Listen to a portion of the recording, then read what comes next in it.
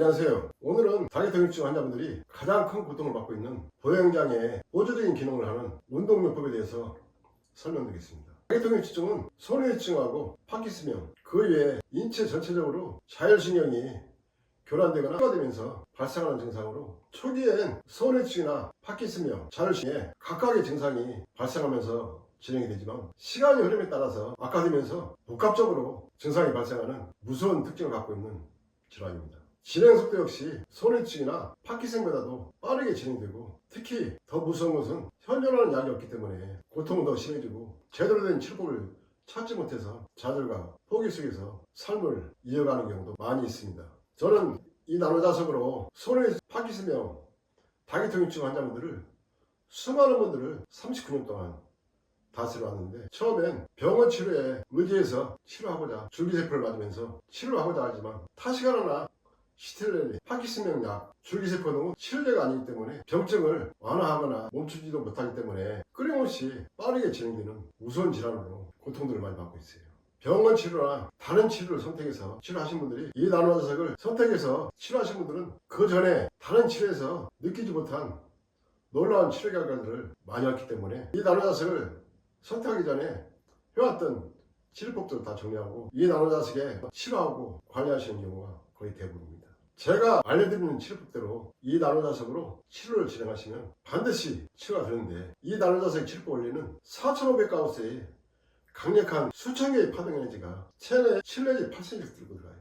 그 과정 속에서 체내의 독소나 노폐물, 염증 등을 분해 제거하고 탁해진 혈액을 선홍빛으로 분해시키면서 치료가 이루어지기 때문에 파괴되고 있는 세포 조직이나 신경 조직, 약해진 뼈 조직까지도 다시 활성화시키면서 강화시키기 때문에 어느 부위든 이 나노자석을 선택해서 치료하시면 똑같은 치료 결과를 얻을 수 있어요. 이 나노자석은 일반 자석과는 성분이 전혀 다르기 때문에 한 달을 치료하든 1년을 치료하든 끊임없이 치료가 진행되는 좋은 장점을 갖고 있고, 치료하는 과정 속에서도 상당히 빠르게 치료가 이루어지기 때문에 본인이 치료가 잘 되고 있는 것을 느끼면서 치료가 이루어지고 건강을 찾을 수 있다는 희망을 갖게 하기 때문에 상당히 재미있게 치료할 수 있어요.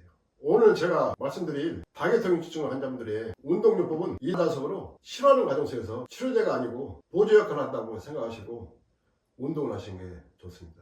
병원에서는 무조건 운동을 권하지만 증상에 따라서는 절대 운동해서는 안 되는 경우도 있고, 때로는 운동하는 과정 속에서 다리가 힘이 없고 약하기 때문에 순간적으로 쓰러지는 경우도 발생해요.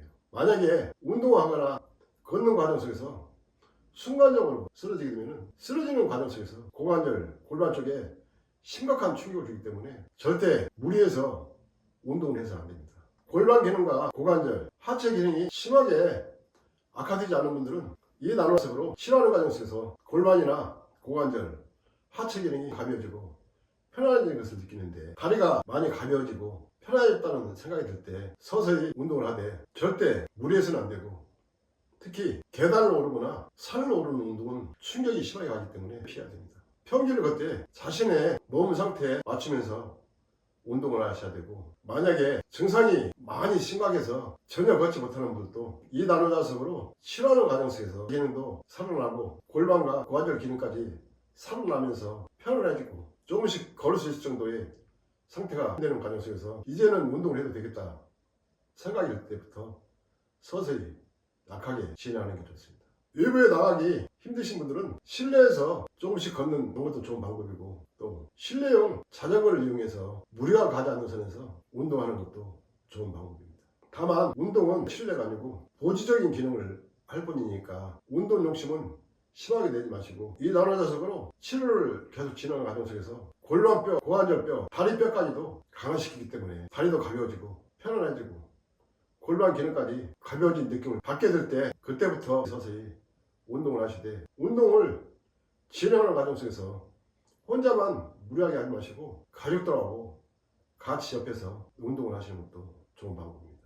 가족들은 환자분들이 혹시라도 다리가 힘이 없어서 쓰러질 수 있으니까 주의 있게 살피면서 같이 운동하시는 방법도 상당히 좋은 방법. 수영도 다이어트증 환자분들한테는 상당히 좋은 방법이지만 일부러 수영장까지 찾아가야 되는 번거로움이 있으니까 이 나노자석으로 치료하면서 걷는 운동이나 실내용 자전거를 이용해서 운동을 하면 충분한 효과를 얻을 수 있으니까 일부러 수영장까지 찾아가면서 운동을 하실 필요는 없습니다. 이 나노자석으로 치료하시면서 보조적인 기능으로 걷거나 실내용 자전거를 이용해서 운동을 하시는 것이 좋은 방법입니다. 이 나노자석은 한 달이든 1년이든 끊임없이 치료가 진행되기 때문에 치료하는 과정 속에서 다리가 가벼워지면서 계단도 수월하게 오를 수 있는 상태까지 진행을 시킬 수가 있어요. 이 나노자석은 계속해서 치료하시고 관리하시게 되면 남들 못지않게 건강을 찾을 수 있고 건강한 삶을 살 수 있어요. 오늘은 보행장애 기능을 살릴 수 있는 보조적인 요법인 운동요법에 대해서 설명을 드렸습니다. 제 유튜브에 보시면 소뇌증이나 파킨슨병, 다기통증 환자분들의 경동맥 치료법에서부터 뇌혈관 치료, 골반 치료법, 고관절 치료법, 하체 기능까지 살리면서 다스리는 치료법에 대해서 설명을 해놓은 게 있고, 또 심각한 변비 치료법이나 잔뇨, 빈뇨, 급박증, 요실금 등의 소변장애 치료법에 대해서 설명해 놓은 게 있으니까 제 유튜브를 살펴보시면 앞으로 어떤 치료법을 선택해서 치료해야만이 건강한 삶을 살 수 있는지 판단할 수 있는 중요한 참고 자료가 될 것입니다.